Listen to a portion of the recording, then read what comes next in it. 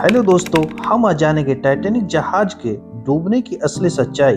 आखिर किन कारणों की वजह से कभी नहीं डूब जाने वाला जहाज टाइटैनिक कैसे समुद्र की गहराइयों में समा गया। कहते हैं ना, गॉड द्वारा बनाई गई कुदरत से खिलवाड़ करने का नतीजा बहुत ही खतरनाक होता है। बस ऐसा ही हाल टाइटैनिक के साथ ही हुआ था। टाइटैनिक एक कभी नहीं डूबने वाला जहाज था और इसे खास कर इसीलिए बनाया गया था।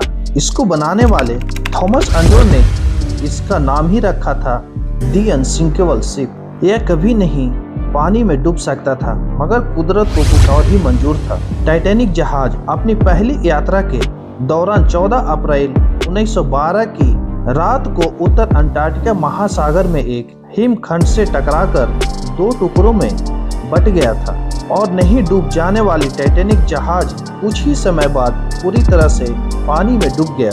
चलिए जानते हैं टाइटैनिक जहाज के डूबने की असली सच्चाई। The white star line company ने 17 सितंबर 1908 को टाइटैनिक जहाज बनाने का जिम्मा हार्लैंड एंड वोल्फ कंपनी को दिया था। इसके बाद हार्लैंड एंड वोल्फ कंपनी ने 31 मार्च 1909 को टाइटैनिक जहाज बनाने का काम शुरू कर दिया और यह काम उन्होंने कुल 26 महीनों की कड़ी मेहनत और मशक्कत के बाद आखिरकार 31 मई 1911 को दुनिया का सबसे बड़ा जहाज बनकर खड़ा कर दिया। टाइटैनिक जहाज देखने में काफी विशाल था। इस बात से आप इसका अनुमान लगा सकते हैं, अगर टाइटैनिक जहाज को खड़ा कर दिया जाता तो यह उस समय की 7 मंजिली इमारत भी इनके सामने कुछ नहीं लगती। यह काम करीब 3000 कर्मचारियों के सहयोग के साथ कर दिखाया गया और इसके बनाने में 2 लोगों को जान भी चली गई। इसके बनाने में कुल निवेश राशि $7.5 मिलियन था। उस समय की राशि को आज के समय के राशि के तुलना करें तो आज यह राशि करीब 150 मिलियन डॉलर होगा। टाइटैनिक जहाज बनाने के ठीक अगले वर्ष 10 अप्रैल 1912 को यह अपने सफर के लिए तैयार हो गया। करीब 2200 यात्री और क्रू मेंबर को लेकर यह इंग्लैंड के साउथहैम्पटन से अमेरिका के न्यूयॉर्क सिटी के लिए रवाना हो गया। पहले 2 दिन इसका सफर उत्तरी अंटार्कटिका महासागर में सही ढंग से था, मगर अचानक से मौसम में परिवर्तन की वजह से उत्तरी अंटार्कटिका महासागर में भीषण पानी के ऊंचे ऊंचे बवंडर बने लग गए। मगर इस भीषण बवंडर से किसी भी तरह की कोई क्षति टाइटैनिक जहाज को नहीं हुई, मगर आगे का रास्ता अब देखना थोड़ा मुश्किल हो चुका था, क्योंकि हर जगह अब धुंध ही धुंध नजर आ रहे थे। 14 अप्रैल 1912 को टाइटैनिक जहाज अपने तय रूट और समय के साथ सफर कर रहा था, मगर जहाज में बैठे लोगों को यह नहीं मालूम था कि आज यह उनका आखिरी सफर होगा। रात के 10 बजे अचानक फिर से वही भीषण बवंडर उत्तरी अंटार्कटिका महासागर में आ गया। देखते ही देखते फिर से यह एक ऊंचे बवंडर का रूप धारण कर लिया। यह देख एडवर्ड स्मिथ, जो कि उस वक्त टाइटैनिक जहाज के कप्तान थे, वह बहुत ही बुरी तरह से डर गए और जहाज को धीमा कर दिया, क्योंकि धुंध के कारण आगे का रास्ता कुछ स्पष्ट नजर नहीं आ रहा था। यह बात उन्होंने टाइटैनिक जहाज के मालिक जे ब्रूस इस्माय को बताया, मगर मालिक जे ब्रूस इस्माय ने एडवर्ड स्मिथ को जहाज तेज गति से चलाने के लिए बोला। बस यही एक गलती सभी विनाश का कारण बन गई। टाइटैनिक जहाज जब से अपने सफर के लिए रवाना हुआ था, तब इसके पहुंचने की तारीख तय थी। तब इसकी गति 25 किलोमीटर पर आवर थी, मगर सफर के दूसरे दिन ही तेज तूफान और बवंडर के वजह से सफर थोड़ा धीमा हो गया और 1 दिन की देरी और हो गई, जिसकी वजह से अमेरिका के न्यूयॉर्क सिटी टाइटैनिक जहाज को थोड़ी दिन के बाद पहुंचता। मालिक जे ब्रूस इस्माय को यह अच्छा नहीं लगा। इसी वजह से जब 14 अप्रैल 1912 की रात को 10 बजे भीषण बवंडर आया, तब टाइटैनिक जहाज के मालिक जे ब्रूस इस्माय ने एडवर्ड स्मिथ को जहाज तेज गति से चलाने के लिए बोला।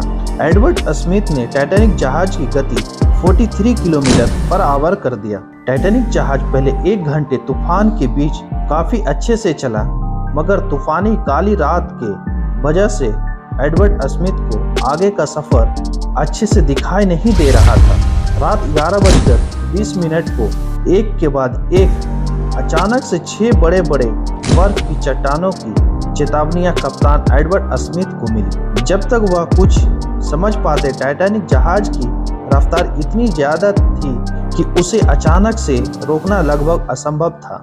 इसीलिए एडवर्ड स्मिथ ने जल्दबाजी में टाइटैनिक जहाज को दाएं घुमाया और वह एक बड़े हिमखंड से टकराने से बच गए।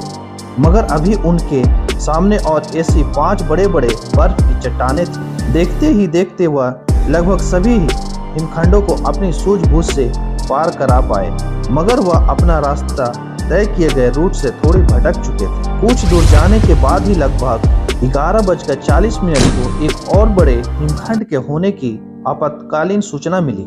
मगर इस बार जब तक एडवर्ड स्मिथ कुछ समझ पाते, तब तक यह टाइटैनिक जहाज उस हिमखंड से जा टकराया।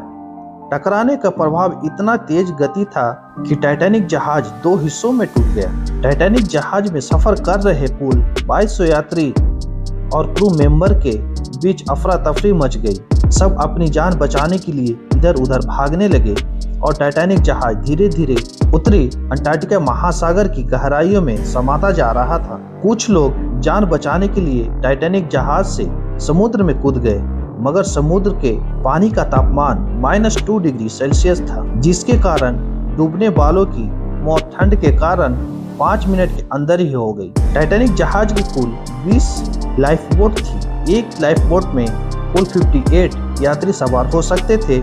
ऐसे में 2000 लोगों को बचाना लगभग संभव था और जिस जगह टाइटैनिक जहाज का हादसा हुआ था, वहां से जमीन 640 किलोमीटर दूर पर था। मतलब साफ था कि टाइटैनिक जहाज में सफर कर रहे यात्री को बचाने के लिए तत्काल कोई टीम नहीं आएगी।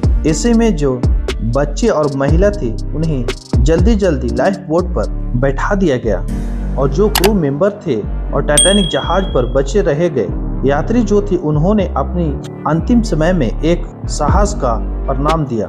सब मिलकर एक गाने का धुन दोहराने लगे और अपने अंतिम समय को अच्छे से देखते रहे। करीब 2.5 घंटे बाद तकरीबन 2:20 को टाइटैनिक जहाज पूरी तरह से उत्तरी अंटार्कटिका महासागर की गहराइयों में समा गया। जहाज डूबने के बाद काफी दिनों तक खोजकर्ताओं की टीम लगातार टाइटैनिक जहाज को ढूंढती रही, मगर टाइटैनिक जहाज का कोई भी नामो निशान तक नहीं मिला। करीब 6 महीने खोजकर्ताओं की टीम उत्तरी अंटार्कटिका महासागर की गहराइयों में खोजती रही, मगर कोई सबूत नहीं मिला और देखते ही देखते 73 साल बीत गए। 1 सितंबर 1985 को एक संयुक्त अमेरिकी फ्रांसीसी अभियान चलाया गया। इस अभियान में अमेरिका के महान प्रसिद्ध समुद्र वैज्ञानिक डॉक्टर रॉबर्ट ब्लाडर शामिल थे और इस अभियान के आखिरकार टाइटैनिक जहाज समुद्र की 13,000 फीट की गहराइयों में मिल ही गया। टाइटैनिक जहाज की दशा बद से बदतर हो गई थी। टाइटैनिक जहाज को जीवाणु ने पूरा खोखला कर दिया था और आज भी टाइटैनिक जहाज इसी दशा में उत्तरी अंटार्कटिका के महासागर की गहराइयों में पड़ा हुआ है। आने वाले वक्त में लगभग 10 से 20 सालों के अंदर टाइटैनिक जहाज को जीवाणु पूरा खत्म कर देंगे और आने वाली पीढ़ी को टाइटैनिक जहाज का कोई अस्तित्व ही नहीं मिल पाएगा। आप लोगों से मेरा एक सवाल है, क्या टाइटैनिक जहाज को उत्तरी अंटार्कटिका महासागर की गहराइयों से निकालना चाहिए? अगर आपको टाइटैनिक जहाज के डूबने की असली सच्चाई लेख पसंद आया है तो कृपया हमारे चैनल को सब्सक्राइब कर लें।